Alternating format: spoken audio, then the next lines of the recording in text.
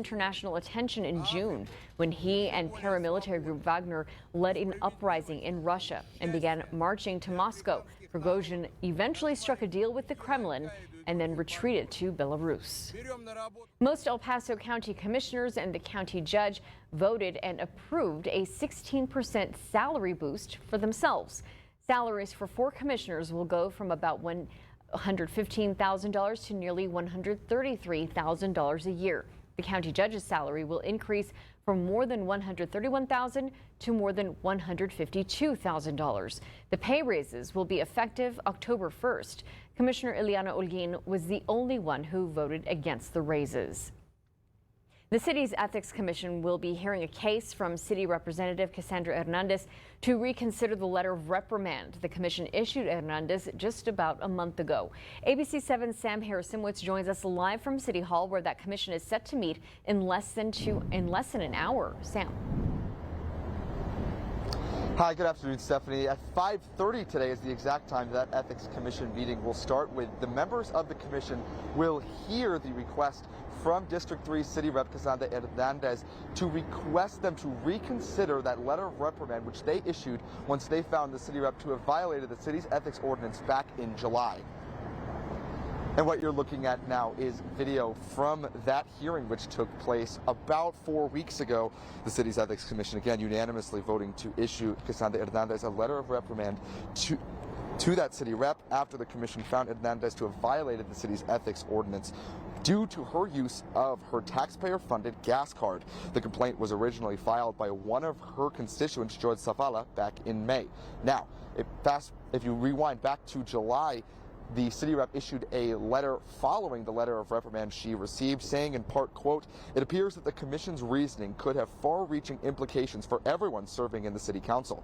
The basis for their reprimand was the issuance of a gas card to me by the city in the absence of a clear guiding policy, a move which the commission subsequently condemned," end quote. And again, that Ethics Commission meeting and that request that they will be hearing from the city rep will start here in just under a half an hour. However, coming up on ABC 7 at 6, we'll break down the other members of City Council that have ethics violations filed against them, when they'll hear before the Ethics Commission, and what those complaints are for. Now reporting live outside City Hall, I'm Sam Harris-Simwitz, ABC 7. All right, Sam, thank you. 2 people are in the hospital following an aggravated assault. That's according to police. This happened on the 1100 block of McGoffin near South Cotton Street. Fire officials confirm one person has serious injuries, the other had minor injuries. Police also said they do have a person in custody. Many people buy electric cars to save money on gas, but now the state of Texas says it's concerned about the lost gasoline tax revenue when EVs are purchased. Lawmakers say they have found a way to get that money back. ABC 7's Jason McNabb joins us live from a Westside Tesla charging station to explain a new controversial fee that electric car owners will have to pay every year starting in a couple weeks. Jason.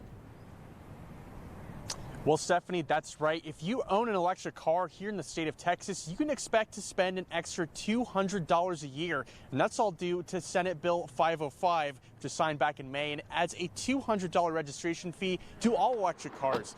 This starts taking place on September 1st in just over a week.